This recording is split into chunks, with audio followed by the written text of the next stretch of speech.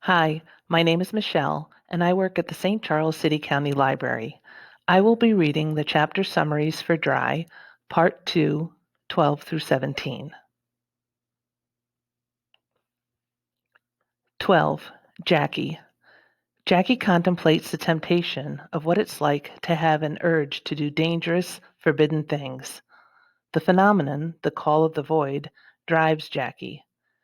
When she intervened at the beach to scare away the kid threatening to hurt Alyssa, she tapped into that feeling. She wouldn't have actually pulled the trigger, but the what if question was there.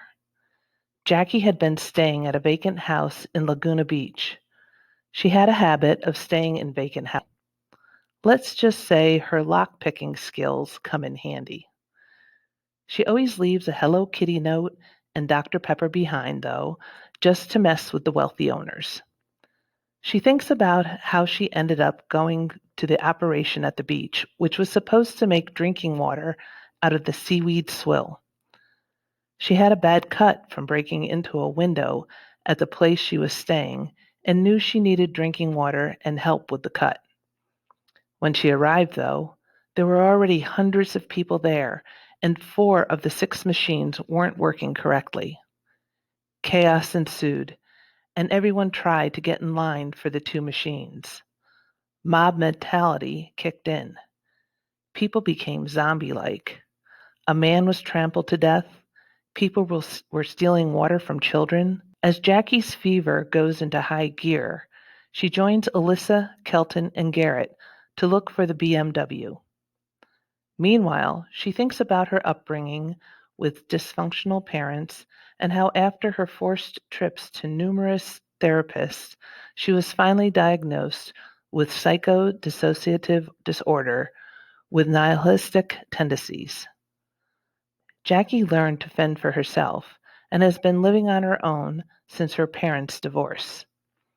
Once they find the BMW, she realizes she is feeling even worse, but knows she needs to drive and get them out of there. She also knows she needs Kelton's antibiotics. So even though she doesn't really trust Alyssa, she knows survival is the first priority, and Jackie is a survivor, no matter what it takes.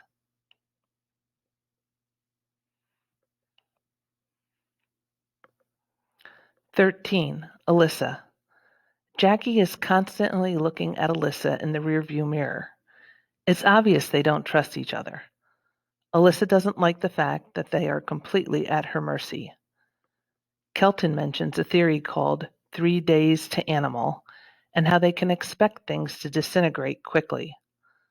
Alyssa tells him she doesn't want to hear about it, even though she knows he is probably right.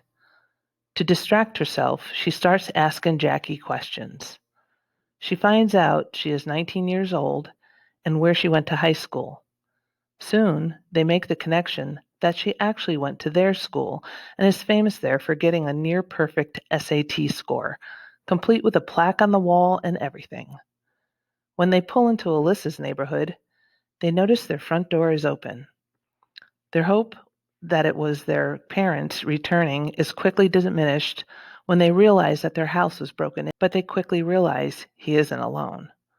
2 other dogs are there too, including a Doberman that is ready to attack. It is a sad realization, but an understandable one, that Kingston chose a new pack to ensure his own survival.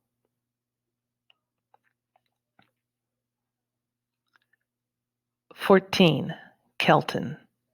When Kelton sees the dogs and after Alyssa explains what happened, Jackie pulls out the gun like she's going to shoot them. Kelton convinces her to wait. Kingston looks longingly at Garrett, but eventually follows the other dogs into the house. The next issue to deal with is convincing Kelton's dad to take in the others.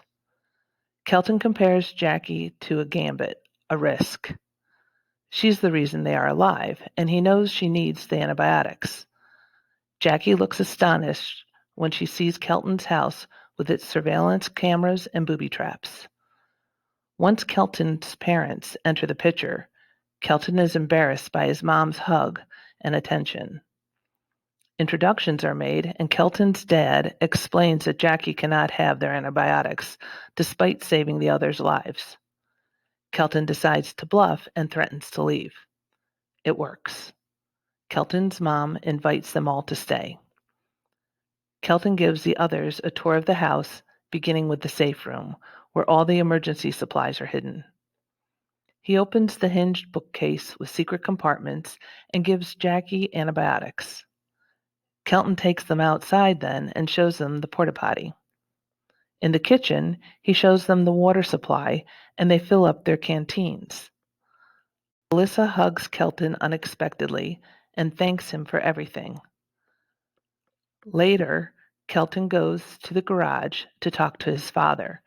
When he starts to explain what happened at the beach, his dad was able to predict that the situation got out of control. He tells Kelton they will need to bug out the next day. He also says the others can't come with them. He asks if they can at least stay behind in their house where they will at least have supplies.